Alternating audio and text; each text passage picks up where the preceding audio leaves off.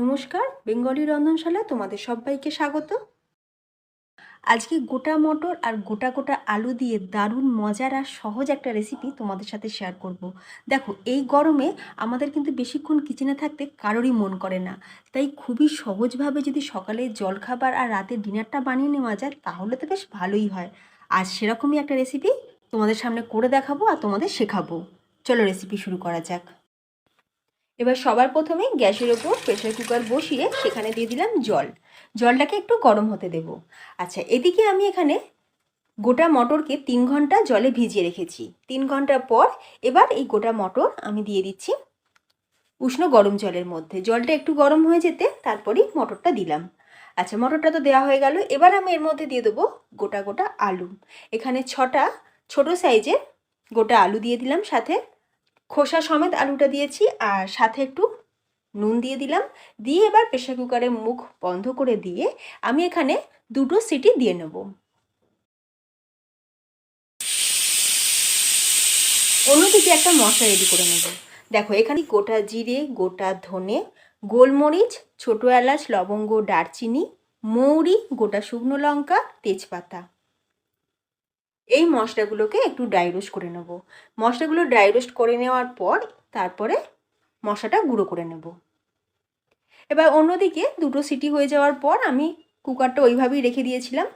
এবার কুকারের ঢাকনাটা খুলে দেখো, আমাদের মটর কিন্তু খুব ভালোভাবে সিদ্ধ হয়ে গেছে। হাত দিয়ে তোমাদের চিপেও দেখাচ্ছি, মটর বেশ ভালোভাবেই নরম হয়ে গেছে। এবার আমি আলুগুলোকে তুলে নেব। এবার সিদ্ধ মটর আমি কড়াইয়ের মধ্যে ঢেলে নিয়েছি। আচ্ছা, এবার আলুর খোসাটাকে ছাড়িয়ে নিয়ে আলুটাকে একটু আধ ভাঙা করে আমি এই মটরের মধ্যেই দিয়ে দিলাম। আচ্ছা, অন্যদিকে এবার একটা মশলা রেডি করব।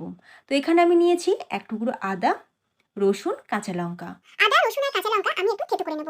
পেস্ট কিন্তু করবে না। আদা রসুন কাঁচা লঙ্কা পেস্ট দিলে অতটা ভালো লাগবে না, যতটা থেতো করে দিলে টেস্ট আসবে। আদাটাকে আমি একটু ছোটো টুকরো করে নিচ্ছি। নিয়ে এবার এর মধ্যে একটু নুন দিয়ে এবার আমি আদা রসুন আর কাঁচা লঙ্কা একটু ভালো করে পেস্ট করে নেব। অন্যদিকে গ্যাসের ওপর একটা তড়কা বোল বসিয়ে দিয়েছি, আর তাতে দিয়ে দিলাম সর্ষের তেল। তেলটাকে খুব ভালো করে গরম করে নিতে হবে।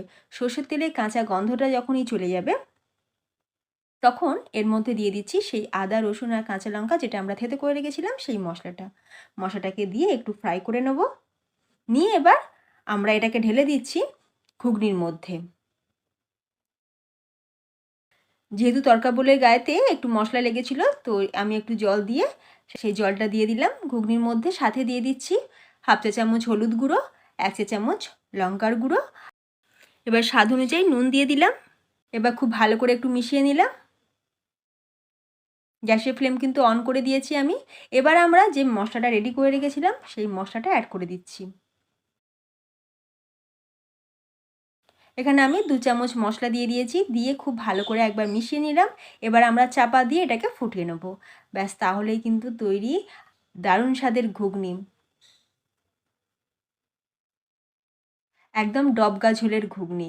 দারুণ টেস্টি হয়, কারণ গরমকালে আমাদের কিচেনে থাকতে বেশিক্ষণ ভালোও লাগে না, তাই কম সময়ে তোমরা এই রকমভাবে ঘুগনি সকালে টিফিনে বা রাতের খাবারে বানিয়ে নিতে পারো। বানানো তো খুবই সহজ, তোমরা নিশ্চয়ই দেখে বুঝতেই পারলে। দেখো, গ্রেভিটা কিন্তু আমাদের ফুটে গেছে। এবার আমি গ্যাসের ফ্লেমটাকে অফ করে দিয়ে চাপা দিয়ে 2 মিনিটের জন্য রেখে দেবো। 2 মিনিট পর সার্ভিং বোলের মধ্যে তুলে নিচ্ছি।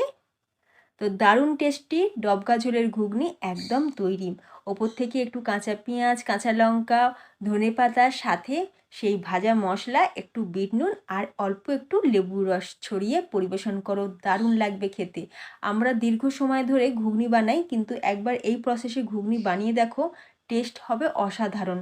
সকলে কিন্তু খুবই ভালো লাগবে। তো তোমাদের কেমন লাগলো আজকের এই ডবকা ঝোলের ঘুগনি? যদি ভালো লাগে ভিডিওতে লাইক দিও, শেয়ার করো, তার সাথে চ্যানেলটি সাবস্ক্রাইব করে পাশে থেকো। তো ভিডিওটা আমি এখানেই শেষ করছি। ধন্যবাদ।